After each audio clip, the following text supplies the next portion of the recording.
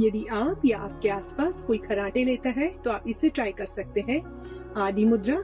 आदि मुद्रा बनाने के लिए आप चेयर पर बैठें या फिर कंफर्टेबल पोजीशन में अपनी मैट पर बैठ सकते हैं। अपने थंब को अपने स्मॉल फिंगर के बेस में टच करें। मुट्ठी को हल्के से बंद करें।